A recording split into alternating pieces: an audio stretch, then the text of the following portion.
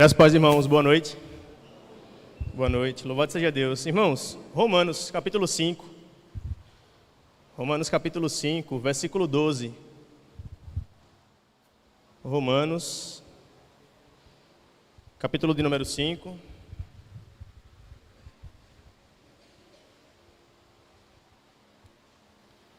Versículo de número 12. Nós vamos expor hoje do verso 12 ao verso 15, mas eu vou fazer a leitura do versículo 12 até o versículo 21. Do versículo 16 a 21, a exposição será na próxima semana, mas eu farei a leitura do texto todo, porque os irmãos vão perceber que há uma única ideia aí. Em algumas Bíblias deve aparecer, a partir do verso 12 acima, um título que diz: Morte em Adão, vida em Cristo. Alguns irmãos podem ter esse título aí nas suas versões.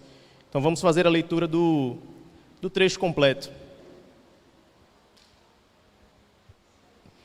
O versículo 12 diz o seguinte: Portanto, da mesma forma como o pecado entrou no mundo por um homem, e pelo pecado a morte, assim também a morte veio a todos os homens, porque todos pecaram.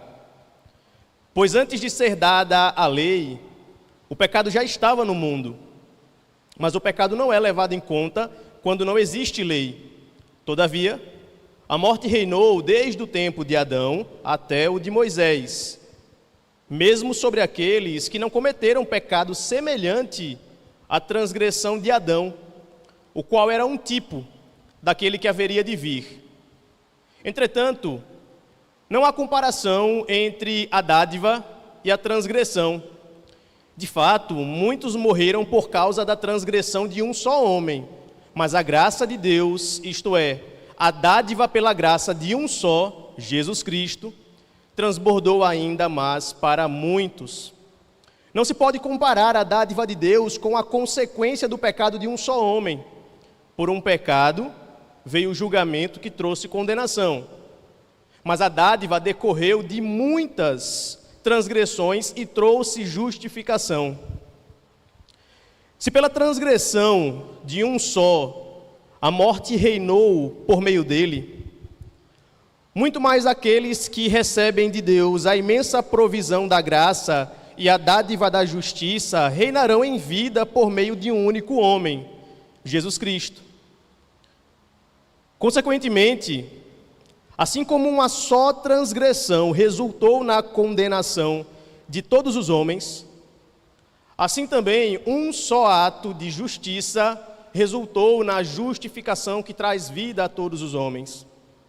Logo, assim como por meio da desobediência de um só homem muitos foram feitos pecadores, assim também por meio da obediência de um único homem muitos serão feitos justos. A lei foi introduzida para que a transgressão fosse ressaltada, mas onde aumentou o pecado, transbordou a graça, a fim de que, assim como o pecado reinou na morte, também a graça reine pela justiça para conceder vida eterna mediante Jesus Cristo, nosso Senhor. Amém. Irmãos, oremos ao Senhor para que Ele possa nos dar a devida condução. Pai amado, Deus santo e eterno, graça te damos por esse momento maravilhoso, pelo cântico congregacional. Que beleza é para nós também, Senhor, ouvirmos o teu povo te louvar. Agradecemos por isso e pedimos que nesse momento o Senhor conduza a nossa mente, o nosso coração, para que nós compreendamos a tua palavra, que ela penetre em nossos corações, modificando o nosso caráter, a fim de que o teu nome seja glorificado por isso. Pedimos isso não no nosso nome, mas no nome do teu Filho, Jesus Cristo. Amém. Irmãos, desde a infância, eu sempre gostei muito de historinhas, narrativas. Eu lembro que na época do ensino fundamental, acredito que na 3ª ou 4ª série, tive uma professora chamada Maria das Dores. Foi a primeira mulher que me chamou de protestante. em um tom um pouco ofensivo, mas eu a perdoei. Na época eu achava que literalmente ela estava dizendo que eu era um baderneiro ou algo do tipo, mas de fato não era isso que ela queria dizer. E a professora Maria das Dores passou na sala uma fábula, a fábula do leão e do rato. Fábulas são muito boas para crianças, irmãos, porque elas envolvem personagens que são animais na maioria das vezes e eles falam, eles têm o poder de falar. E geralmente no final de cada uma das fábulas existe uma moral da história, um ensinamento por trás daquela fábula para que a criança venha a aprender alguma coisa. As fábulas eram boas quando criança, eu confesso, eram muito interessantes de serem ouvidas. Só que não era o único tipo de história que eu costumava gostar de ouvir. Eu também sempre gostei de escutar sobre relatos, histórias de pessoas mais velhas que eu, de momentos em que eu não era vivo ainda. E as pessoas viviam coisas que eu não tinha como presenciar porque eu nem nascido era. Por exemplo, minha mãe me conta que na infância dela, a minha avó, Dalva, já com o Senhor, ela havia ganhado de presente uma arara, uma pequena arara. E essa arara era interessante, segundo o relato de minha mãe, porque ela falava o nome de minha avó. Ela dizia, às vezes, Dalva, Dalvinha. É bonito ver um animal falar, não é? Esse era real, é uma arara, real. E minha mãe me conta que minha avó havia ganhado essa arara de presente de uma amiga dela. Acho que é um amigo, uma irmã, não lembro por certo a história. No final do culto eu confiro com minha mãe. Mas houve uma discussão, uma briga de minha avó com essa pessoa que presenteou a minha avó com a arara. E a arara foi tomada, foi levada da casa de minha avó. E minha avó, quando não era crente, era uma mulher muito violenta. Depois de ser convertida, não era mais uma mulher violenta, mas ainda era uma mulher muito valente. Só que sem a arara ela ficou um pouco desconcertada, desnorteada, triste. Minha mãe me disse que ela chorava muito, porque estava com saudade da arara que chamava ela de Dalva, Dalvinha. Minha mãe disse que ela estava chorando e não tinha quem conseguisse consolar a minha avó. Ela estava com saudade do animal. E enquanto a família tentava fazer alguma coisa para ver se minha avó ficava mais calma, de repente alguém chega na porta, chamando, mais ou menos assim, Dalva, Dalvinha. Por incrível que pareça, irmãos, a arara fugiu da casa da tirana que tomou ela de minha avó e voltou para casa, acertou o caminho de casa. E aí você pode estar perguntando assim para si mesmo, eu ouvi, ou melhor, eu vim para o culto hoje, irmão, para ouvir a palavra de Deus, não sobre leões, ratos e araras, não é? Mas há um ponto de contato entre isso que eu contei para os irmãos e a Bíblia Sagrada.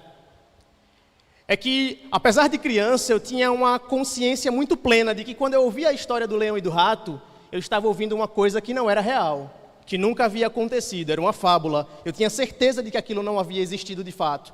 Foi a invenção da mente de um homem. Agora, quando a minha mãe me contava a história da arara de minha avó, eu sabia que aquilo era real, não porque eu tinha visto, não porque eu tinha conhecido essa arara. Na verdade, eu nunca vi essa arara nem por foto, porque não tinha nenhuma na casa de minha avó. Mas eu sabia que aquela história era verdadeira, e eu sei que aquela história é verdadeira, porque eu sempre atribuí confiança ao relato de minha mãe. Sempre atribuí confiabilidade a esse relato. Por isso, mesmo sem ver, mesmo sem ter estado lá e visto essa arara acertar o caminho de casa, o que parece um pouco improvável, não é, quando escutamos, eu sei que é real porque eu atribuo confiança ao que eu ouvi de minha mãe.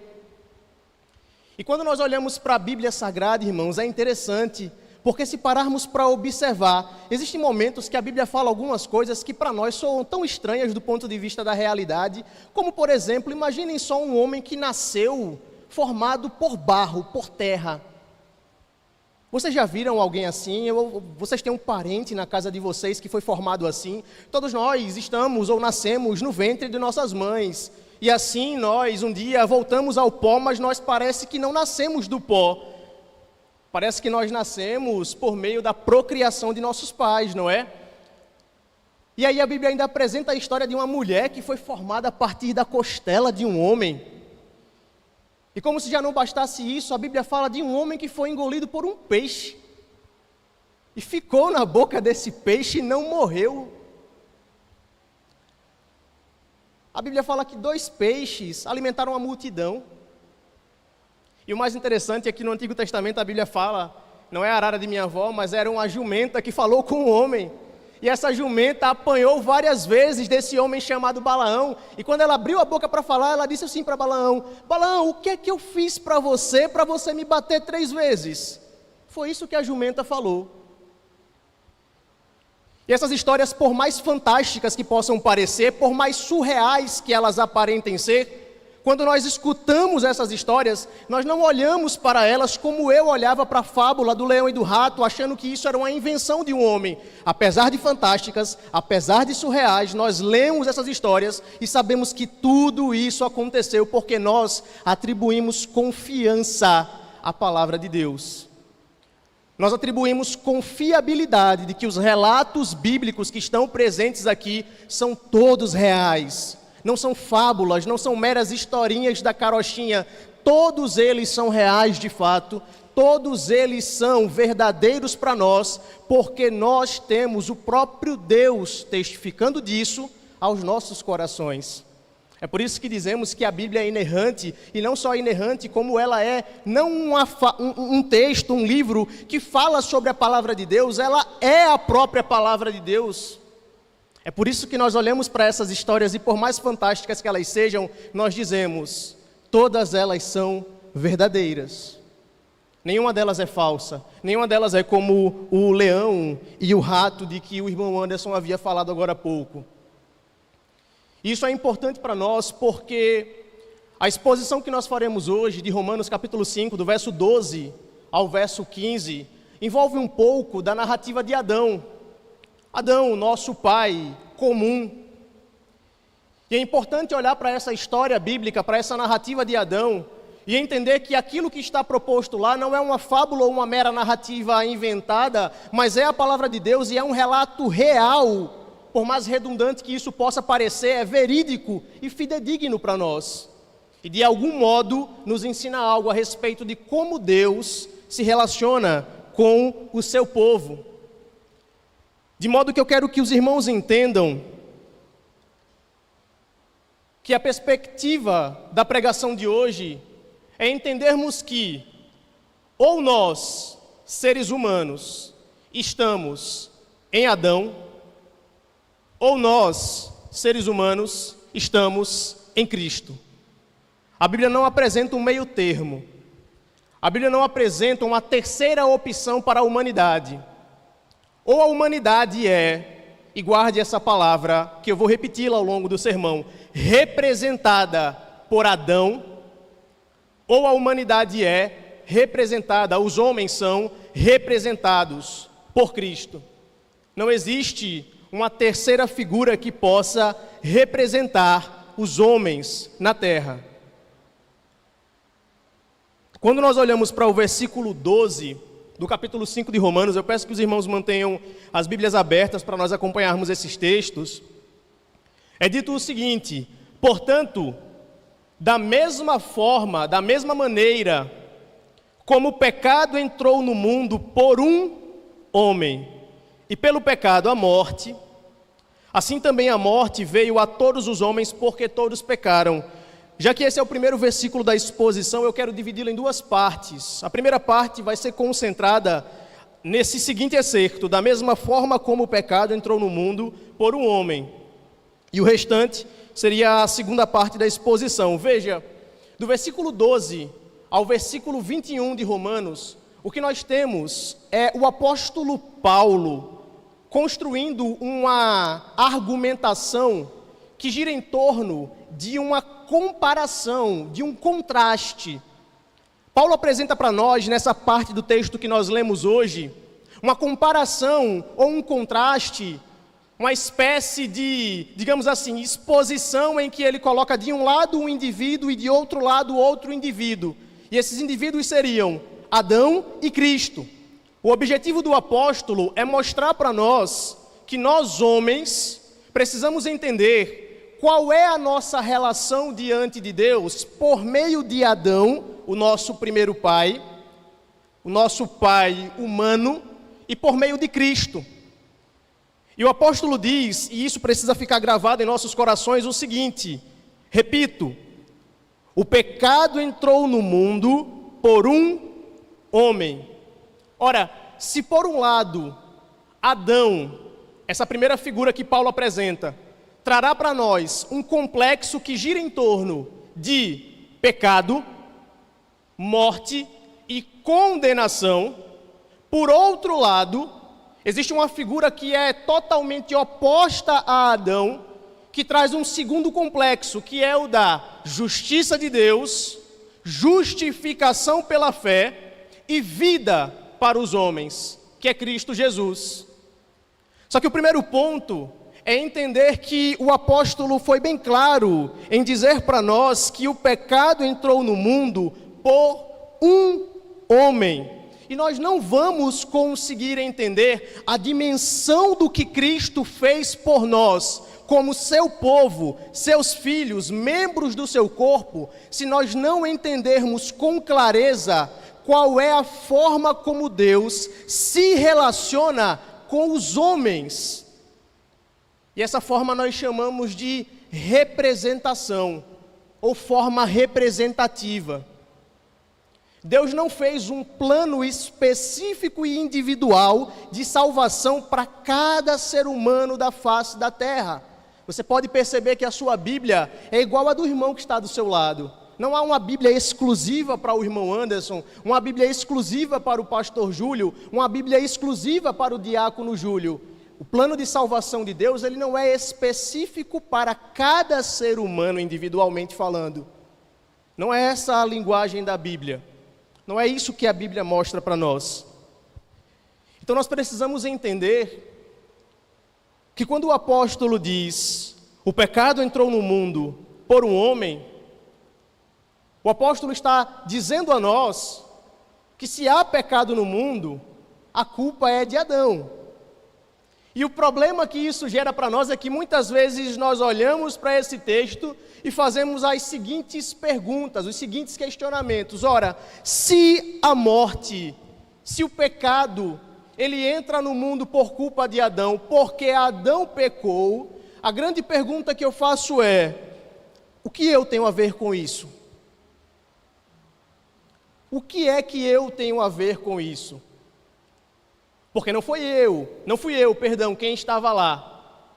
Não fui eu quem comi do fruto. Essa é a primeira forma como nós enxergamos esse texto. Não fui eu quem ouvi de Deus a sua ordem para não comer do fruto, fui lá como teimoso e comi desse fruto. Não fui eu. Como quando um filho, a mãe chega diante de dois filhos e pergunta, quem foi que quebrou o porta-retrato? O que não fez diz logo, não fui eu. É assim que nós fazemos, não é? Ora, se não fui eu quem fui o responsável por comer daquele fruto, então por que eu carrego as consequências do pecado de Adão? Por que eu sou pecador? Por que eu carrego essas mazelas?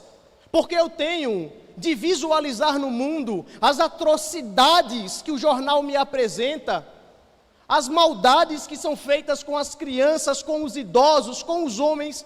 Por que eu tenho que ver isso tudo? O mal na minha família, se não fui eu quem pecou? E a primeira resposta que a Bíblia dá para isso, irmãos, é que nós estamos completamente errados e que sim, foi você, fui eu quem pecamos. Todos nós, acreditem. Não existe essa história de que a culpa do pecado é de Adão e que só ele deveria carregar essa consequência e nós não, porque nós não estávamos lá. Porque, na verdade, quando lemos a Bíblia Sagrada, ela nos diz algo extremamente interessante. Daqui a pouco eu vou ler lá em Coríntios. A Bíblia diz que Adão, ele não era apenas um homem na face da terra, como o irmão Anderson é. Adão tinha um diferencial. Adão não era somente o primeiro homem feito por Deus. Adão era o representante de toda a raça humana. Veja, não confunda. Eu não estou dizendo para você que Adão era o nosso pai biológico, porque isso ele é, de certo modo. Todos nós carregamos o DNA, a carga genética, o código genético de Adão. Eu estou dizendo que Adão, além de ser esse nosso pai comum, também era o representante de toda a raça humana. E veja, o pastor Jonas Madureira, pastor da Igreja Batista da Palavra em São Paulo, diz algo interessante sobre isso. Ele diz que quando nós elegemos um político, um presidente da República, até falei sobre isso hoje pela manhã, e o presidente arruma confusão num país fora do nosso, e o nosso país entra em guerra, não fomos nós quem fomos lá arrumar confusão com aquele país inimigo, mas ele era o nosso representante. Portanto, se o Brasil entra em guerra, todos vamos ter de entrar nessa peleja, por mais que as razões ou a culpa da ação tenha sido do nosso presidente, porque ele era o nosso representante. Então, quando ele estava lá arrumando confusão, não era ele quem estava lá arrumando confusão sozinho. Era o Brasil quem estava lá arrumando confusão. E quando nós olhamos para a Bíblia Sagrada a respeito de Adão, ela nos diz que não foi Adão quem comeu do fruto sozinho. Por ser o representante da humanidade, toda a humanidade estava inserida, digamos assim, na culpa do pecado de Adão. De modo que quando Adão peca, ele não peca sozinho. Toda a raça humana peca com ele. Não porque fisicamente estava lá, mas porque todos eram representados por Adão naquele momento. Nós chamamos isso, irmãos, na teologia, de teologia pactual. Alguns chamam também de federalismo, que significa representação. Olhar para Adão apenas como um homem individual é enxergar a leitura da Bíblia totalmente equivocada. Olhar para Adão como aquele que representa toda a raça humana, de modo que o erro que ele cometeu também é o erro da raça humana, é fazer uma leitura adequada da Bíblia Sagrada. Essa perspectiva que nós chamamos de aliancismo, federalismo, é o que estrutura em nós a nossa compreensão adequada da Escritura, de modo que se nós não entendermos assim, e tenham tenham ciência de que muitos hereges tentaram ensinar de outra forma, nós vamos tirar todo o mérito e eficácia daquilo que Cristo fez por nós. Tenham por certo disso. E vejam, no versículo de número 12 ainda, é dito para nós, repito, que o pecado entrou no mundo por um homem. E mais uma vez nós tornamos aquela questão que diz que nós não deveríamos ter culpa nisso, porque nós não estávamos lá, e a Bíblia nos apresenta alguns textos, como 1 Coríntios capítulo 15, versículo de número 21 e 22. Eu vou pedir que os irmãos façam aí a leitura desse texto comigo.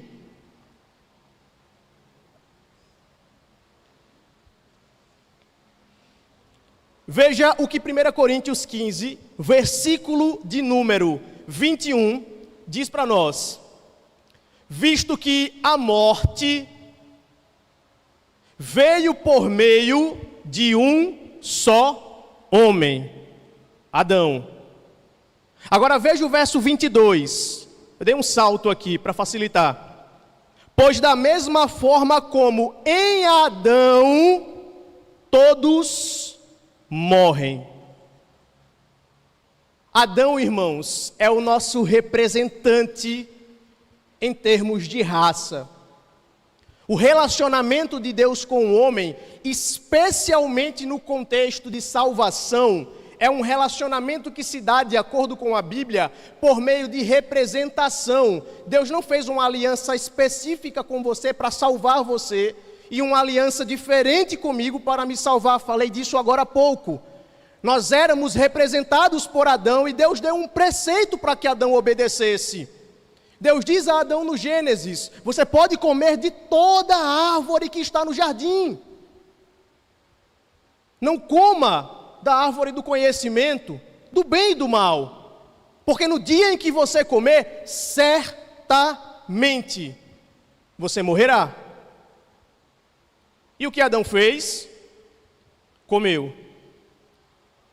E quando ele come, segundo 1 Coríntios, capítulo 15, versículo 22, em Adão todos morrem. Quando ele come, não apenas ele morre ali naquele momento espiritualmente, todos nós, seus descendentes, morremos espiritualmente também, legalmente diante de Deus morremos também, e fisicamente chega um momento em que nós morremos. Afinal de contas, aqui, até então, esse corpo físico e corruptível, corrompido, ele não vai durar para sempre. A gente sabe que um dia nós vamos voltar ao pó. A Dalva, que eu contei agora há pouco, já não está mais entre nós, por exemplo, não aqui nesse plano físico. Então vejam,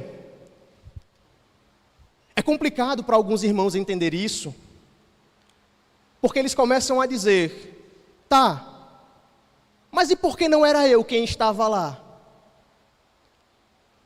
Adão foi um larápio, um arrogante, um prepotente que ouviu a ordem de Deus e comeu do fruto, e agora eu carrego essa mazela. Se eu estivesse lá, não teria comido.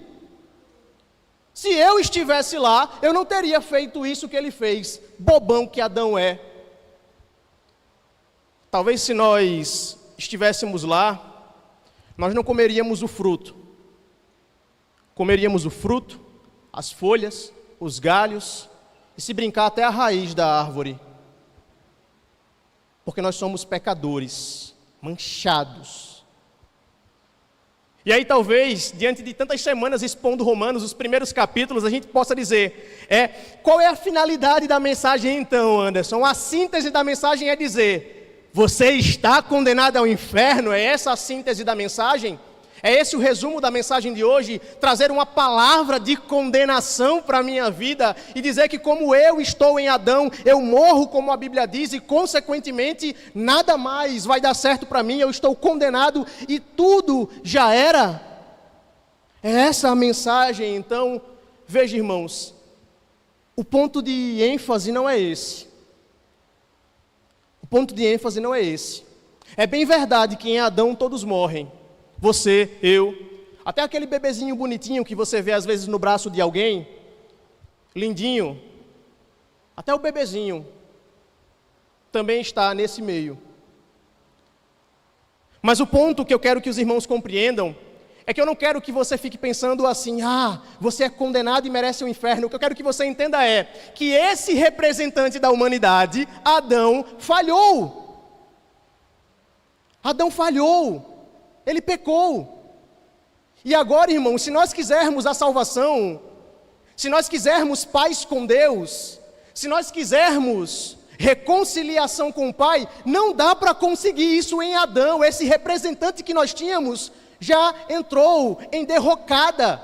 Não dá mais para conseguir representatividade por Adão, se quisermos de fato a salvação. Em Adão todos morrem, não há mais escapatória nesse sentido. Então veja que esse representante, numa linguagem mais simples, já era. Esse representante já era. Não dá mais para ser representado por Adão, não dá mais para ser representado por aquele que trouxe para o mundo morte, pecado e condenação.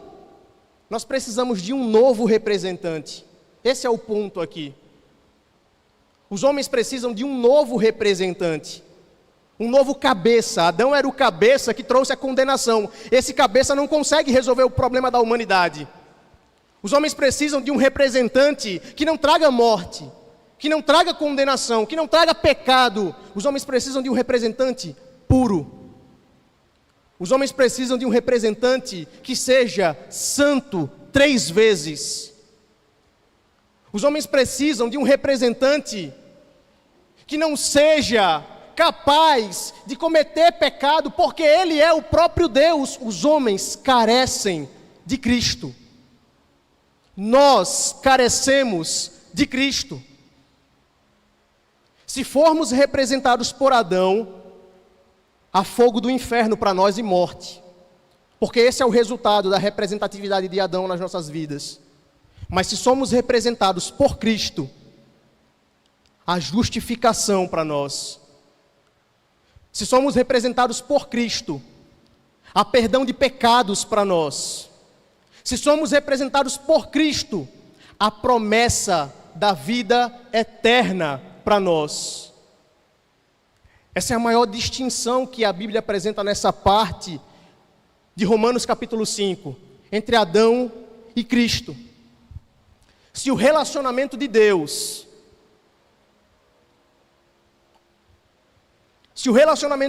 com o homem se dá por meio de representação, Adão não nos serve mais. Apenas Cristo pode, de fato, cumprir os termos dessa aliança com Deus e garantir a nós uma situação de paz com Ele. Vocês lembram que nas últimas 2 semanas foi pregado aqui na igreja sobre os benefícios da justificação. A paz com Deus, por exemplo, é um desses benefícios. Veja que a justificação é um benefício que só tem aqueles que são representados por Cristo. A paz com Deus, a reconciliação é um benefício que só desfruta aqueles que são representados por Cristo. Quem é representado por Adão não desfruta desses benefícios. Aquele que está em Adão é velha criatura, por isso a Escritura nos diz que quem está em Cristo, nova criatura é. Então, quando nós olhamos para a Escritura, nós precisamos entender que se Deus ele se relaciona conosco por meio de representação, não existe salvação para o homem à parte, fora do Senhor Jesus Cristo. É impossível para o homem ser salvo fora de Cristo. Não há outro método de salvação, não há outra forma de o homem ser salvo, não existe maneira de o homem ser salvo, senão mediante Cristo. Isso se torna importante para nós, irmãos, especialmente pelo fato de que nós que somos cristãos, e aqui eu falo para a igreja local, e para todos quanto são cristãos, de fato, todos que creem em Cristo, é muito importante para nós entendermos que se nós professamos com a nossa boca que nós somos representados por Cristo, se nós falamos que o nosso representante não é mais Adão, aquele que trouxe a condenação, a morte e o pecado, e sim Cristo, aquele que traz justificação, aquele que traz perdão, aquele que traz vida, aquele que traz paz com Deus, nós não podemos viver como aqueles que estão em Adão vivem. Nós não podemos.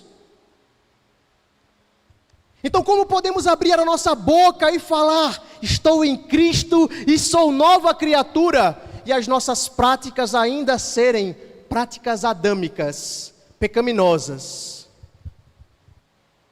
Eu vou ser mais específico, irmãos, como podemos falar que somos cristãos, salvos, e que nós nascemos de novo, e que nós odiamos o pecado, se nós não conseguimos abandonar vícios?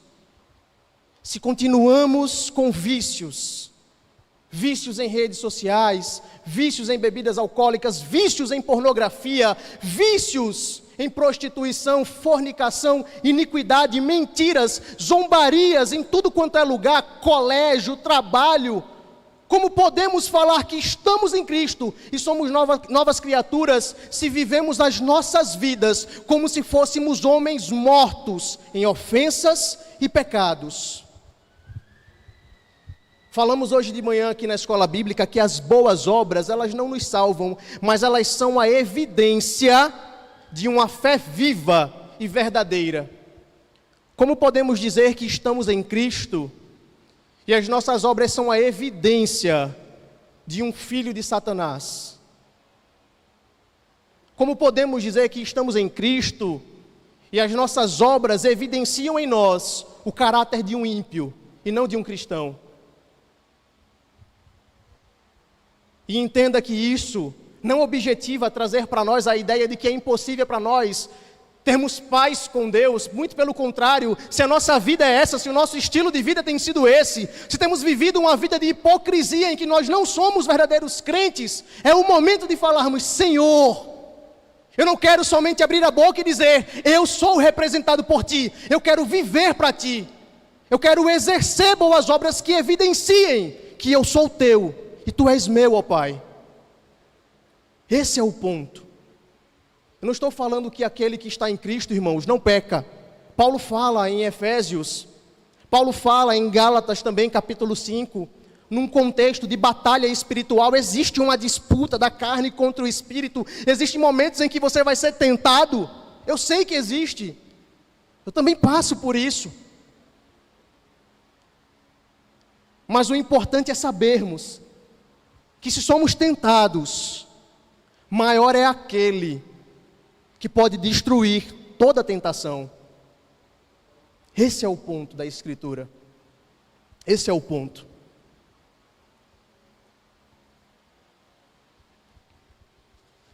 O pastor, teólogo, professor, um homem que morreu há muito tempo, chamado John Owen, ele era um puritano, um homem muito intelectual. Ele disse certa vez que é importante que nós crentes sejamos tentados. Não porque nós tenhamos que cair em tentações, mas ele disse que quando somos tentados, é como quando você está diante de um cão raivoso, e ele está latindo como se fosse morder você. É claro que você vai ficar o tempo todo em estado de alerta, porque sabe que um deslize seu pode te conduzir à mordida do cão. Quando o cão adormece, e parece que ele não se importa conosco, nós ficamos um pouco mais desleixados e diz, tá tranquilo. Então é importante para nós, às vezes, que sejamos tentados, porque se somos, nós temos por certo, nós sabemos que é porque há uma batalha espiritual acontecendo, porque tenho certeza, irmãos, que aquele que vive na impiedade, no pecado e nas desgraças desse mundo, ele não é tentado, porque ele mergulha no pecado de cabeça. Então para ele isso não são tentações, isso não é tentação. Para ele isso é prazer, é desfrute, é alegria. Então é importante de fato para nós que nós entendamos assim. A segunda parte, irmãos, do versículo 12, diz o seguinte: portanto, vou ler o trecho completo. Da mesma forma como o pecado entrou no mundo por um homem, e pelo pecado a morte, olha o que Paulo diz, assim também a morte veio a todos os homens, porque todos pecaram. Esse versículo, eu não posso negar, carrega uma certa complexidade, uma dificuldade às vezes de entender. Eu lembro que muitas vezes na adolescência, quando eu lia Romanos, algumas coisas não faziam sentido para mim. Eu tentava entender do que é que Paulo falava aqui, mas realmente é uma linguagem que é um pouco complexa. Isso é reconhecido na própria Bíblia, que algumas coisas que Paulo escreveu realmente são um pouco difíceis de entender. E parece que quando nós lemos aqui, Paulo diz primeiro, o pecado entrou no mundo por um homem. E logo depois ele diz que a morte, ela veio para o mundo por conta do pecado desse homem. Aí um pouquinho mais à frente, Paulo diz que a morte veio sobre todos, porque todos pecaram. Espera aí, vamos com calma. A morte veio ao mundo por conta do pecado de Adão, ou a morte veio ao mundo porque todos nós pecamos? Irmãos, na história da igreja, isso gerou um problemão. Um homem chamado Pelágio. Pelágio foi um homem, irmãos. Parece ser o nome de uma marca de bolacha creme cracker, mas era um homem. Esse homem chamado Pelágio foi um grande herege. E eu digo grande não no sentido positivo, mas negativo. Pelágio criou uma tese de que era mais ou menos assim, pelo que ele leu desse texto e entendeu. O homem, ele não nasce pecador. O homem não nasce carregado de culpa. O homem, ele nasce. E segundo o texto, olha só, também a morte veio a todos os homens. Veja, os homens morrem porque todos pecaram. Ele teve uma epifania e pensou assim, então o homem só morre se ele pecar. Se ele não pecar, ele não morre. E aí ele pensou mais ou menos da seguinte forma, se um bebê nasce, filho do irmão Marcel, por exemplo, se ele nasce, e desde a sua meninice, ele crescer sem cometer nenhum pecadinho que seja, ele não vai morrer. Ele não vai morrer. Porque a morte só domina o homem, só acessa o homem se ele pecar. Então, se o homem não pecar, o homem não morre. Pelágio ensinava isso. Quais são as consequências disso, irmãos? Entendam, vamos levar isso para as últimas consequências. Se o homem nascer e não pecar, ou seja, ele não vai morrer. Então significa dizer que é possível que o homem consiga ter a vida eterna sem crer em Cristo. Basta não pecar. É só não pecar. O homem não peca porque ele carrega o pecado original ou porque ele é culpado em Adão, segundo Pelágio. O homem ele peca porque ele vê o mau exemplo de outra pessoa. É assim que Pelágio ensinava. Veja, isso é uma heresia absurda, porque isso tira os méritos de Cristo da salvação. Existe um outro caminho de salvação além de Cristo. Era isso que Pelágio ensinava. E Agostinho de Hipona, um pastor, um bispo da igreja, detonou Pelágio, porque era heresia. Era heresia isso que ele ensinava, de que era possível ser salvo sem a graça salvadora de Deus. Era só não pecar. E observem que o problema maior que isso traz, dessa interpretação de que eu não tenho nada a ver com Adão, e se eu morro é porque eu peco, e não porque Adão pecou, é que a Bíblia refuta isso.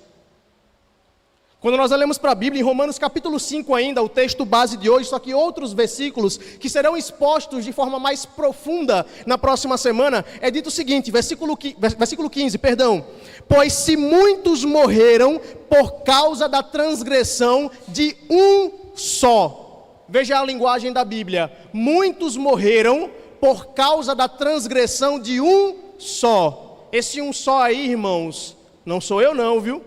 É Adão. Versículo de número 16 diz, por um pecado, vejam, verso 16, por um pecado, veio o julgamento que trouxe condenação.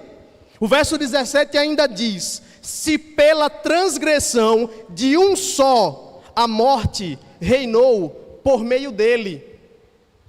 Veja, o que Paulo está dizendo aqui, irmãos, é que há uma equivalência no versículo 12. Quando ele diz que a morte reinou no mundo por causa do pecado de um só homem, e quando ele diz depois que os homens morrem porque todos pecaram, ele está dizendo para nós aquilo que eu expliquei aos irmãos agora há pouco, que todos pecaram e Adão pecar é a mesma coisa. Porque quando Adão peca, quem estava lá sendo representado? Todos. É por isso que todos pecaram. É por isso que a morte reina sobre todos. Quando Adão peca, todos pecam. Porque todos estavam sendo representados por Adão. É por isso que nessa segunda parte, quando ele diz, repito, que a morte veio a todos os homens, porque todos os homens pecaram, isso significa dizer que todos os homens pecaram, porque todos pecaram em Adão, conforme 1 Coríntios 15, 22. Em Adão, todos morrem. É isso que Paulo está explicando aqui. E veja, a síntese disso tudo aqui, nessa explicação de Paulo, nos traz uma lição que é bem importante. Não é disso que ele está falando aqui, mas é uma lição que pode ser extraída nesse verso 12. É que nós, como crentes, quando reconhecemos esse nosso lugar em Adão, qualquer soberba, qualquer altivez de espírito, qualquer arrogância de nossa parte, cai por terra. Porque a gente enxerga na Bíblia que nós somos culpados. E que se não fosse Cristo, ai de nós. Qualquer soberba cai por terra. Qualquer arrogância da nossa parte cai por terra. Qualquer prepotência da nossa parte cai por terra. E como é que isso se aplica para nós como igreja hoje, irmãos? Ora, se um de nossos amados irmãos pecar, o que faremos, pois? Vamos ali na rua, procuraremos pedras, paus e atiraremos contra ele? Ou vamos atirar paus e pedras alegóricos, verbais, com palavras, dizendo assim, esse tipo de pecado eu não faço. Ei, tu viu? Fulaninho caiu, não foi? Que vergonha. Era um pregador e caiu, que vergonha. Cantava no ministério de louvor e caiu, que vergonha. E apontamos, mas o texto nos mostra, irmãos, que se todos são culpados, nós, eu que estou aqui, tenho capacidade para fazer talvez pior do que aquele irmão que está em queda naquele momento. Tenho capacidade para fazer pior do que ele. Isso nos mostra que nosso dever cristão, não me entenda mal, não é tolerar os pecados e dizer, então continue pecando e eu vou continuar te abraçando. Não. Mas é entender que quando nós temos um irmão, um membro do corpo de Cristo, que acaba caindo em pecado e a sua mente é obscurecida, nós como igreja precisamos tratar esse irmão e não repudiá-lo ou trucidá-lo com palavras. Por que, Anderson? Porque reconhecer o nosso estado em Adão nos mostra o quanto nós também somos culpados. Nós não somos melhores do que esse irmão que caiu. Nós não somos mais especiais do que ele. Nós não somos aquele que, fazendo uma referência àquela música, porque às vezes esse irmão que caiu talvez tenha tido um problema pessoal com você, aí você disse que é o cumprimento daquela profecia, né? Que diz assim, vai estar na plateia e você no palco, vai olhar, né, e ver Jesus brilhando em você, aí diz, agora a profecia se cumpriu, ele está ali caído e eu estou aqui, na bênção, desfrutando da graça. Não, irmãos, não, de maneira nenhuma, de modo nenhum. Quando a prostituta, eu chamo de prostituta porque adultério é prostituição, estava prestes a ser morta pelos preceitos estabelecidos pela lei, Cristo não fez um descumprimento da lei ou abriu uma exceção, ele não aliviou para ela. O que ele fez foi falar a verdade, e ele olhou para aqueles homens e disse, quem nunca pecou? Quem de vocês não peca? Atire a primeira pedra, atire. Eu sei que nossas pregações aqui não são interativas, mas por favor, irmãos, em termos de quantidade, quantas pessoas atiraram a pedra? Quantas? Nenhuma. Nenhuma pessoa atirou pedras contra aquela mulher. E Cristo não disse para ela, tudo bem, volte a fornicar. Volte a adulterar. Cristo disse, em síntese, a última parte da sua frase, não peques mais. É claro que nós como igreja não devemos tolerar pecados e achar pecados bonitinhos. Precisamos tratar esses irmãos reconhecendo o nosso lugar de humildade cristã, por sabermos que nós também somos culpados em Adão. E que aquele irmão precisa de tratamento e que nós precisamos orientá-lo a fim de que ele não peque mais. Essa é a perspectiva que nós precisamos ter a respeito de Cristo e em relação à nossa comunidade, à nossa igreja. Esse é o nosso comportamento. Afinal de contas, imagine se o dedo começasse a reclamar do pescoço e falasse o seguinte, o pescoço não serve para nada. Arranca o pescoço fora. Ou se o dedão do pé falasse, eu sou melhor porque eu sou o maior, vai embora, dedo midinho. Não me atrapalha não. É fato que a igreja nos apresenta às vezes pessoas mais difíceis de lidar, às vezes as relações são um pouco mais complicadas, mas somos membros de um único corpo. E tenha certeza, irmãos, que haverá um momento em que todos nós viveremos eternamente com Cristo Jesus, livres dessas dificuldades que a vida nos impõe e que o pecado nos traz, por consequência da nossa culpa em Adão. É isso que nos conforta. O versículo 13, irmãos, e o versículo 14 seria a terceira parte. Diz o seguinte,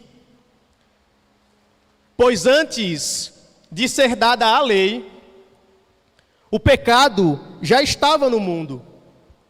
Mas o pecado não é levado em conta quando não existe lei. Todavia, A morte reinou desde o tempo de Adão até o de Moisés, mesmo sobre aqueles que não cometeram pecado semelhante à transgressão de Adão, o qual era um tipo daquele que haveria de vir. Paulo, ele interrompeu o seu raciocínio do versículo 12 para fazer uma ilustração sobre o que ele havia explicado nesse verso 12. Se os irmãos quiserem entender melhor os versos 13 e 14, precisam entender que eles são uma espécie de ilustração daquilo que Paulo explicou no versículo 12.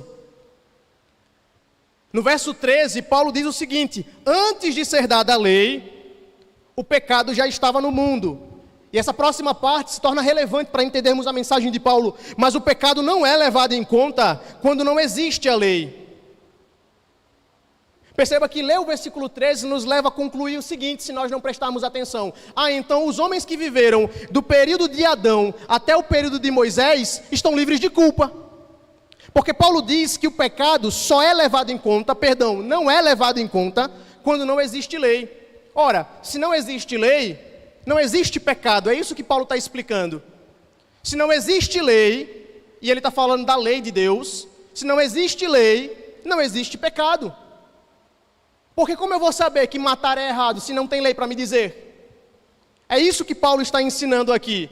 Mas aí ele diz no verso 13, ainda na primeira parte, que antes de ser dada a lei, o pecado já estava no mundo. Ora, pois, como o pecado poderia estar no mundo, governando o mundo, se para ter pecado precisa haver lei?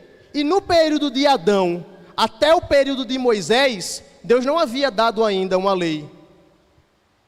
Os irmãos aqui que talvez cometeram o pecado de assistir os 10 mandamentos na Rede Record, estou brincando, irmãos, não é pecado não, quer dizer, depende se você não leu a Bíblia, mas os irmãos que assistiram a novela da Record, sabem que ali é uma espécie de tentativa de ilustrar o período em que Moisés libertou o povo por comando divino.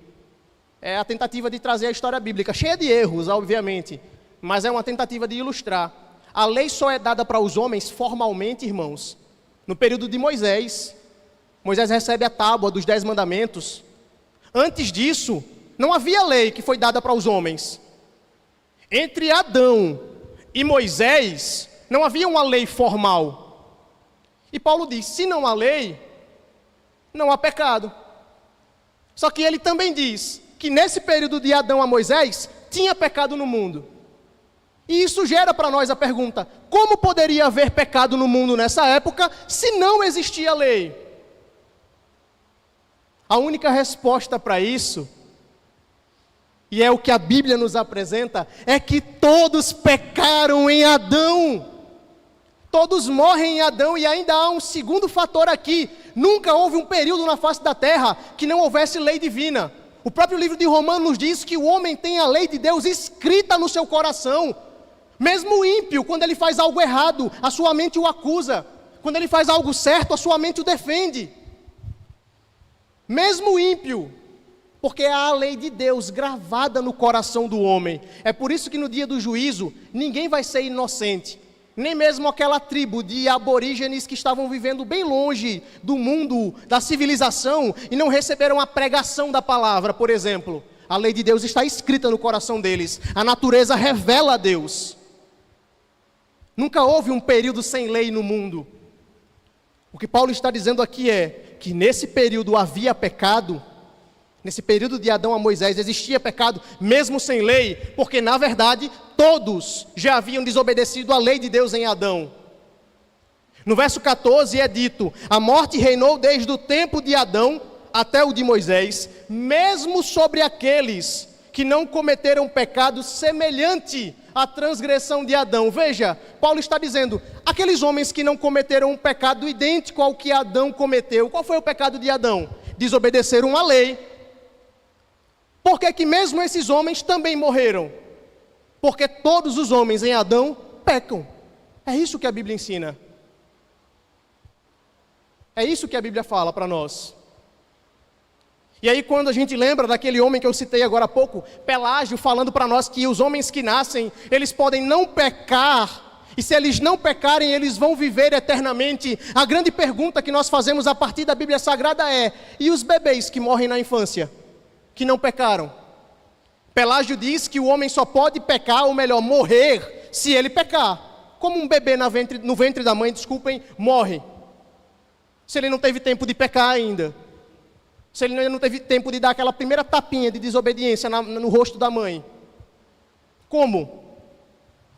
É isso que Paulo está dizendo. A linguagem desse texto gira em torno o tempo todo do fato de que nós, irmãos, não podemos dizer que Deus é injusto e que não há culpa no cartório da nossa parte, porque fomos representados por Adão. Por mais redundante que isso possa parecer e repetitivo, é o que Paulo faz, ele fica repetindo esse argumento durante o versículo 15 até o versículo 21. Em Adão todos morrem. Ele repete isso o tempo todo. Agora vejam, o verso de número 15, para encerrar a exposição, ele vem com a parte boa da coisa, irmãos. O verso 15 é a parte que é mais saborosa de nós escutarmos.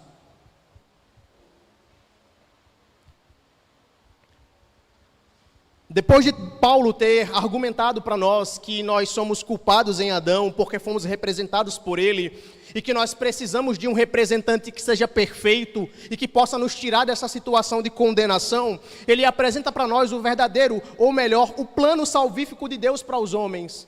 Ele apresenta aquele que pode representar os homens e de fato garantir a esses homens a vida eterna, a salvação e o perdão dos pecados. Veja o versículo 15. Entretanto, Paulo começa com uma espécie de oposição. Ele havia citado a relação do homem com Adão, agora ele vem com o porém da história.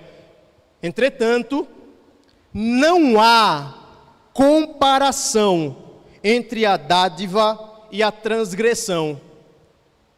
Irmãos, isso tudo que eu preguei sobre Adão e a nossa relação com ele, é difícil de ser digerido por nós. É um pouco amargo. Saber dessa nossa culpa é algo meio amargo. Tem gosto de fel. Não é bom. Não é bom. É ruim. Só que Paulo diz: porém, não há comparação entre a dádiva, o dom de Deus, o presente de Deus, e a transgressão. A dádiva é muito maior. O presente de Deus é muito maior, infinitamente maior. Ou como eu diria quando eu tinha 4 anos, é muito mais melhor. Quebrando um pouquinho a língua portuguesa. Veja o que Paulo diz: se muitos morreram, bebês morreram, homens morrem, nós vemos aí, nós vamos morrer. Se muitos morreram, por causa da transgressão de um só, Adão, muito mais a graça de Deus, isto é, a dádiva pela graça de um só homem, Jesus Cristo, transbordou para muitos. Se muitos morreram em Adão, maior é a graça de Cristo que transborda sobre todos aqueles que creem no seu nome. Então, se havia morte em Adão para nós, se havia inferno para nós, fogo, enxofre, eternamente, em Cristo há vida e esperança para nós. Veja o hino que nós cantamos hoje, chamado de conversão, pelo menos esse é o nome que eu lembro na harpa cristã. O hino diz, que ele carregou o nosso pecado, a ideia é essa. Meus pecados castigados em Jesus. Por isso que Paulo diz: irmãos, eu sei que a consequência de Adão é difícil, mas a graça, a dádiva de Jesus é maior. Ela é maior para nós porque ela veio de graça. Deus não cobrou nada de você.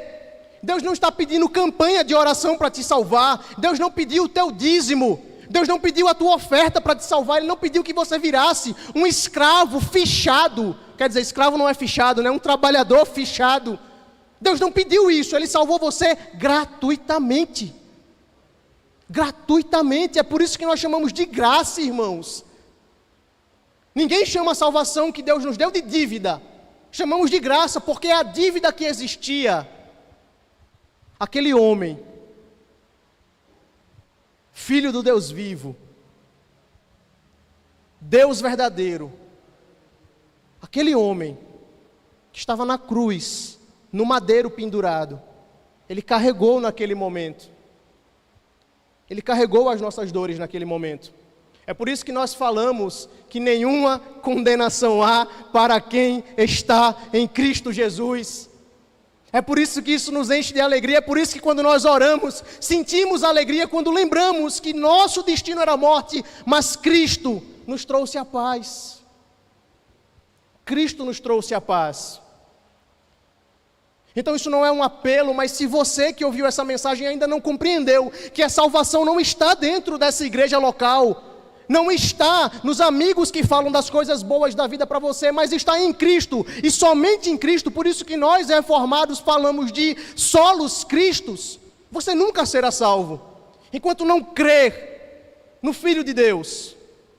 Não importa o que você tente, não importa o método que você use, sem crer no Filho de Deus, ninguém verá a glória do Pai, porque o próprio Cristo disse: eu sou o caminho, eu sou o caminho, eu sou a verdade, eu sou a vida. Ele não disse que havia uma terceira via. Adão primeira, ele a segunda, havia uma terceira. Deus não disse isso, Cristo não disse isso. Ele é o único caminho que nos conduz ao Pai. Nem Maria, sua mãe, por mais belíssima e maravilhosa que seja a história de Maria, por mais fantástica que aquela mulher seja, por mais incrível que Maria é, e ai daquele, irmãos, que perto de mim vem falar besteira de Maria, a mãe do nosso Mestre Jesus, por mais incrível que ela seja, ela não nos conduz a Deus. Ela não nos conduz a Cristo. Cristo Jesus é quem nos conduz ao Pai. Por isso que nós não comemos do corpo de Maria, nós não bebemos do sangue de Maria, nós não oramos em nome de Maria, nós comemos o corpo de Cristo, bebemos o sangue de Cristo e oramos em nome de Cristo. Por isso o nosso viver é esse. Por isso o viver para nós é Cristo. E o morrer é lucro, como Paulo disse.